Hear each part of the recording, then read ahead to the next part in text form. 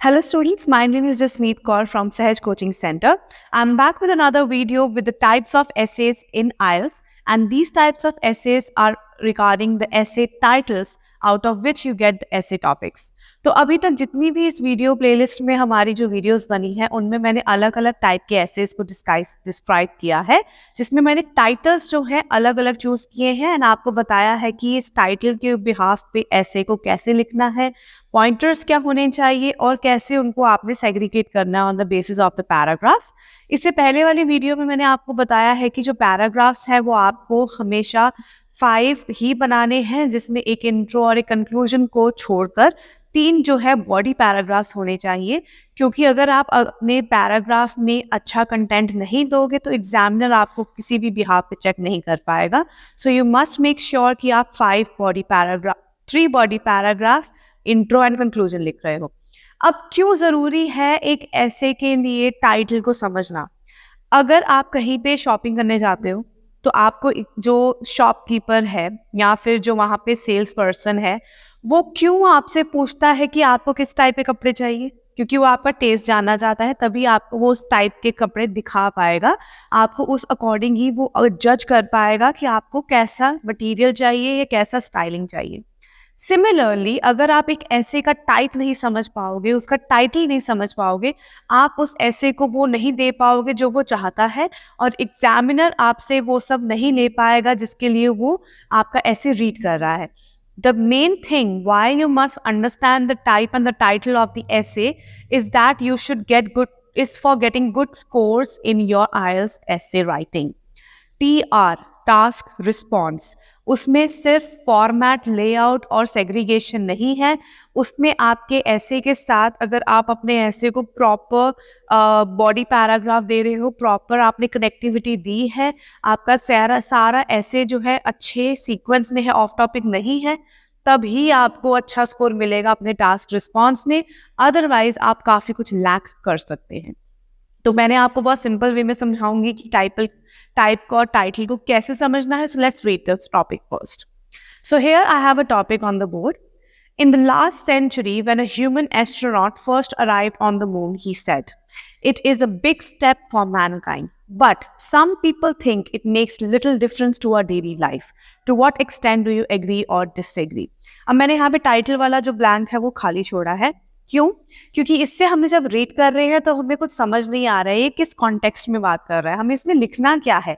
लेकिन अगर हम अच्छे इसे ध्यान से सेग्रीगेट करें on the basis of background statement, view point और क्वेश्चन स्टेटमेंट, तब हमें इसकी क्लियर पिक्चर समझ में आएगी ये किस बारे में बात कर रहा है।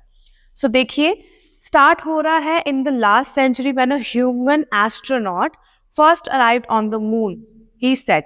अब यहाँ पे लिखा है it is a big step for mankind. अब ये जो है हमें एक जनरल स्टेटमेंट दी गई है जिसमें वो बात कर रहे हैं एस्ट्रोनॉट की और मून की बात कर रहे हैं, तो यहाँ पे स्पेस के बारे में बात हो रही है। लेकिन ये हमारी है एक बैकग्राउंड स्टेटमेंट जिसमें हमें सिर्फ एक आइडिया मिल रहा है कि किस बारे में बात कर रहे हैं। उसके बाद बट सम पीपल थिंक, तो थिंक से हमारे पास आ गया viewpoint. It makes little difference to our daily life के बारे में बात कर रहे हैं।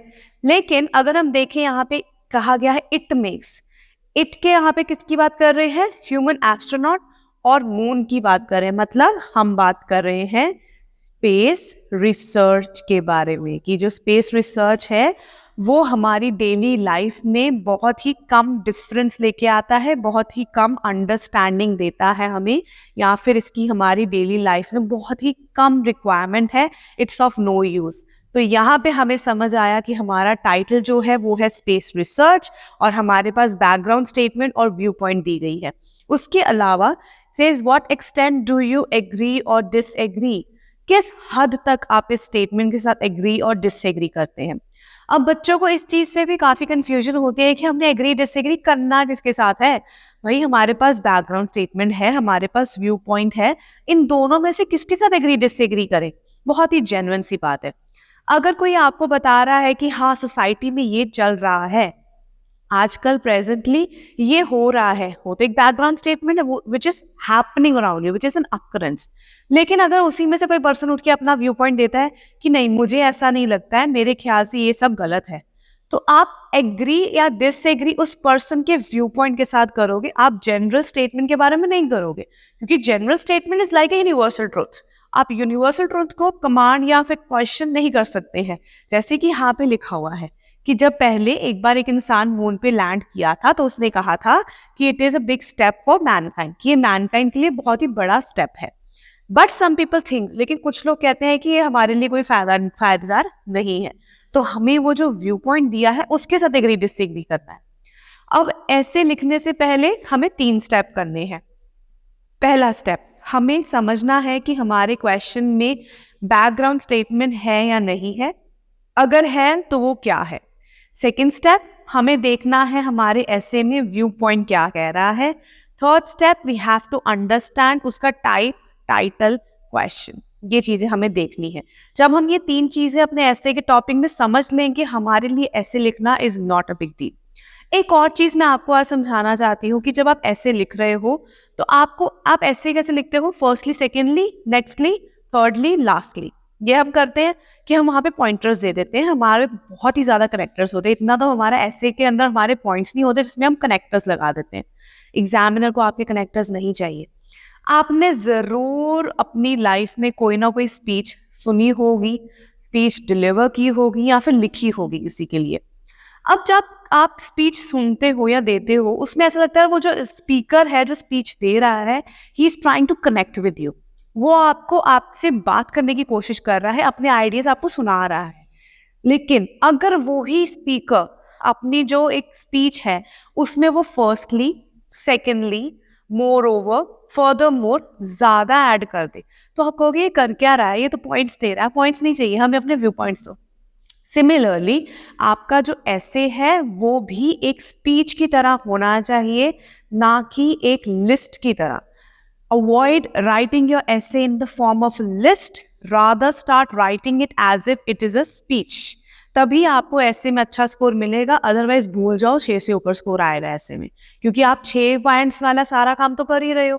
टीआर लिख रहे हो, आप सीक्वेंस बना रहे हो, आप अच्छा वोकैबुलरी दे रहे हो, आप मीडियोकर से कनेक्टर्स यूज कर रहे हो, साथ ही साथ आप यहाँ पे ग्रामेटिकल जो है वो आपने सिंपल या कंपाउंड सेंटेंस लिख दिए, तो 6 बैंड तो आ ही जाएंगे। लेकिन हमने यहाँ काम करना है 7, 7.5 या 8 बैंड लेने के लिए। और अगर इतने स्कोर तक जाना है तो अपने ऐसे को एक ऐसे की लिस्ट की फॉर्मेट की बजाय आप उसको कैसे लिखोगे, अपने एक ऐसे के स्पीच की तरह, जैसे आप स्पीच लिख रहे हो। अब ये तो हो गई बात लिखना कैसे है, टाइप क्या होना चाहिए, टाइटल क्या होना चाहिए। रही बात इसमें आना क्या चाहिए। अगर हम सोचें हमारे पास आज क्या क्या है, हमारे पास आज स्मोक डिटेक्टर्स हैं। क्या आपको पता है स्मोक डिटेक्टर्स पहले वो स्पेसक्राफ्ट में यूज करते थे ताकि वहां पे उनको फायर अलार्म मिल जाए। आजकल वो कहाँ यूज हो रहे हैं, हमारे घरों में यूज हो रहे हैं, होटल्स में यूज हो रहे हैं, रेस्टोरेंट में यूज हो रहे हैं, गाड़ियों में भी कई जगह स्मोक डिटेक्टर्स आ रहे हैं। तो ये किसकी देन है, स्पेस रिसर्च की देन है। सेकेंडली कंप्यूटर बार कोड्स, ये भी रॉकेट में यूज किए जाते थे जो आज हम अपने कंप्यूटर में यूज कर रहे हैं। शॉक एब्जॉर्बिंग शूज, ये एस्ट्रोनॉट्स के लिए बनाए जाते थे क्योंकि वहां पे ग्रेविटी कम होती है, तो एस्ट्रोनॉट्स को जंप कर करके चलना पड़ता था मून पे, इसीलिए शॉक एब्जॉर्बिंग बनाए गए। तो आज वो कौन यूज कर रहे हैं, हमारे एथलीट्स यूज कर रहे हैं। फिर उसके बाद light weight material for helmets. अब जब वो लोग एस्ट्रोनॉट्स हैं उनको तो अपना सूट पहन के रखना पड़ेगा, एस्ट्रोनॉट सूट, लेकिन वो क्या लाइट वेट बनाया गया, और रॉकेट्स को भी लाइट वेट बनाया गया ताकि वो अच्छी तरह से ऊपर जाके थ्रस्ट मिल सके, वो ग्रो कर सके। इसीलिए वो चीजें कहाँ यूज हो गई, हमारे हेलमेट्स में यूज हो गई, क्योंकि वो हैवी ना हो। फिर आगे non stick coating, non stick coating भी है, वो भी उन्होंने स्पेस में यूज की थी, स्पेस क्राफ्ट में। आज हम अपने पैन्स में देखते हैं, हमारे कुकर्स में आता है, प्रेशर कुकर्स में, तो वो हो गई हमारी non stick coating. Last, artificial light weight limbs, जैसे हमारी कोई बाजू टूट जाती है, लात टूट जाती है, तो हमें आर्टिफिशियल बॉडी पार्ट लगा देते हैं, वो भी लाइट वेट। वो भी हमारे पास जो हमें मिला है वो भी देन है स्पेस रिसर्च की। तो हम कैसे कह दें कि हमारे लिए ये जो स्पेस रिसर्च है किसी काम की नहीं है, भाई बहुत कमाल की चीज़ है, बहुत ही इंपॉर्टेंट चीज़ है। तो हम डायरेक्टली इस ऐसे के साथ कर देंगे डिसएग्री। ये कंप्लीटली डिसएग्री ऐसे जाएगा, इसमें 70-30 नहीं लिखेंगे हम। अगर आपको कई बच्चों को क्या लगता है कि हमारे पास टू व्हाट एक्सटेंट वाला एग्री डिसएग्री ऐसे है, तो इसको हम बस 70-30 कर देंगे, 2 डिसएग्री 1 डिसएग्री कर देंगे। अब एग्री डिसएग्री लिख रहे हो, अगर आपने जैसे एक डिसएग्री के पॉइंट्स हैं, 2 पैराग्राफ डिसएग्री बना दिया, एक एग्री कर दिया, आपके पास अब एग्री का पॉइंट तो कोई है ही नहीं, आप जानबूझ के वहां पे जबरदस्ती एग्रीमेंट का पॉइंट भरोगे तो वो आपका टीआर गलत कर देगा। जब आपके पास पॉइंट है ही नहीं तो कहाँ से लिखोगे, उसको लिखना ही नहीं है आपने सिंपल वन साइडेड डिसएग्री ऐसे लिख के आना है और कंक्लूजन में आप लोग कंक्लूड नहीं करोगे, आप वहां पे समराइज करोगे। आपका फॉर्मेट क्या रहेगा, पहले आप लिखोगे इंट्रो, 3 बॉडी पैराग्राफ बनाने हैं जिसमें आपने सारे डिसएग्री के पॉइंट देने हैं और लास्ट में आपने ऐसे को कर देना है सम अप, समराइज करना है, कंक्लूड नहीं करना है। इसलिए क्योंकि आपने वो 3 पैराग्राफ्स में से वन साइडेड डिसएग्री की बात की है, इसीलिए आपको उसको कंक्लूड करना है, सम अप करना है, कंक्लूड नहीं करना है।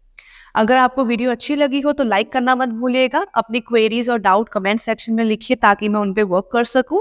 इस वीडियो को अपने फ्रेंड्स के साथ शेयर करना मत भूलिएगा जो कि आईएलटीएस में ऐसे राइटिंग में स्पेसिफिकली प्रॉब्लम फेस कर रहे हैं। चैनल पे न्यू हो तो सब्सक्राइब कीजिएगा। Thank you so much for watching.